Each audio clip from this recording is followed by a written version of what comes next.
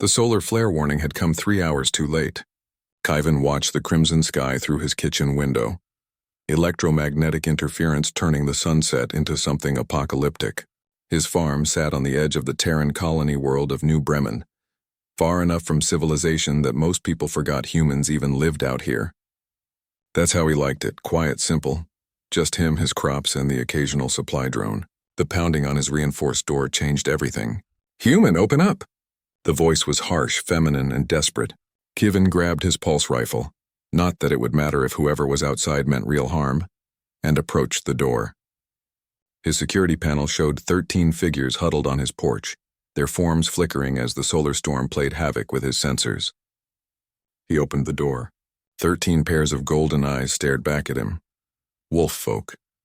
Lupine aliens from the Fenris system, each standing nearly 7 feet tall, their gray and silver fur bristling against the electromagnetic chaos raging across the sky. They wore tactical gear covered in scorch marks and torn fabric. Bounty hunters by the look of them. The one in front, her fur darker than the others, bared her teeth. Not quite a threat. More like exhaustion pretending to be intimidation. "We need shelter," she growled. "Solar storm knocked out our ship.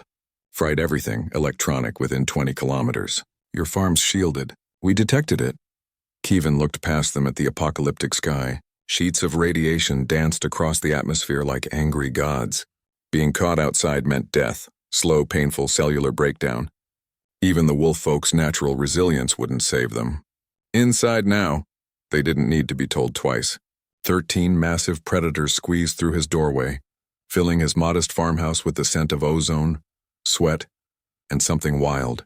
The dark-furred leader was last, and she fixed him with a calculating stare as she entered. "I'm Anna," she said. "Pack leader. We're tracking a Zethian war criminal. Trail went cold when the storm hit." "Khyven," he replied, sealing the door behind them, "and you'll be tracking nothing for the next 72 hours. That storm's a big one." One of the younger wolves whined, her ears flat against her skull. 3 days? Our contract. We'll still be there when the radiation clears," Anna snapped. She turned back to Khyven. "We can pay. Credits once communications are back." Khyven shook his head. "No need. I'm not going to charge people for not dying." The wolves exchanged glances. This wasn't the response they'd expected from a human. The first night was tense. 13 bounty hunters designed by evolution to hunt pack animals, crammed into a farmhouse designed for one. Khyven shared what food he had. Protein synthesizers worked even during solar storms, thankfully, and set up sleeping areas in his workshop and storage rooms. Anna watched him work with suspicious eyes. "Why help us? We're armed. You're alone. We could take what we want." Khyven secured a thermal blanket to the wall and glanced at her. "Could you?" "Sure, would you?" "I don't think so." He met her golden gaze without flinching. "Besides, we're all just trying to survive out here. Species doesn't matter much when radiation's cooking the planet." Something in Anna's expression shifted. Respect, maybe? Or confusion. The second day, things changed. One of the younger wolves, Sarah, had taken ill. Radiation poisoning from exposure before they'd reached the farm. She lay shivering despite her fur, whimpering softly. The pack gathered around her, but their medical supplies had been aboard their ship. Khyven disappeared into his storage room and returned with a Terran medical kit. "Broad-spectrum radiation chelators," he explained, preparing an injection. "Might not be optimized for lupine physiology, but the core chemistry should work. Your people and mine aren't that different on a cellular level." Anna watched him inject her pack member with practiced ease. "You have medical training? Colonial farmers need to know a bit of everything." He adjusted the dosage. "Medicine, mechanics, agriculture, basic defense. Can't wait for specialists when the nearest city is 8 hours away." Sarah's whimpering quieted. Her breathing steadied. The pack relaxed incrementally, some of the hostility draining from the room. "Thank you," Anna said quietly. By the third day, an odd camaraderie had formed.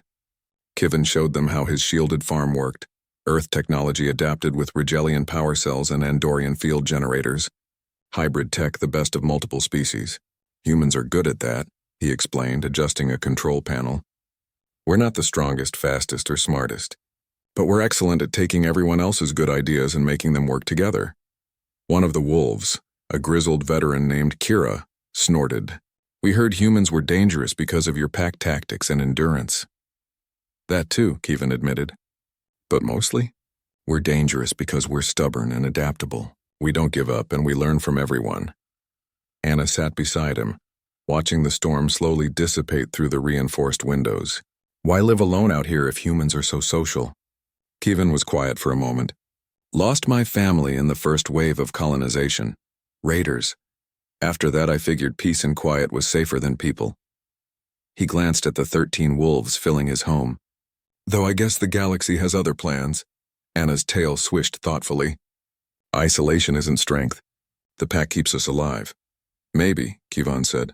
Or maybe sometimes one person can make enough difference for a whole pack. When the storm finally cleared, the wolves' ship was salvageable. They worked together, human ingenuity and lupine strength, getting the systems back online. As they prepared to leave, Anna approached Kevin one last time. Our pack has a saying, she told him. The lone wolf dies, but the pack survives. She placed a clawed hand on his shoulder, surprisingly gentle. But sometimes the pack survives because one person was brave enough to open their door. She pressed a communication chip into his palm. Your pack now, Kevin. If you ever need us, call. As 13 bounty hunters lifted off into the clearing sky, Kevin stood on his porch and realized something. He'd spent 5 years convincing himself that isolation was safety. But maybe, just maybe, humanity's real strength wasn't in standing alone. It was in knowing when to let others in. The farm felt emptier now, but not lonely. And when the next storm came, because there would always be another storm, he wouldn't face it alone. That was the human way. End.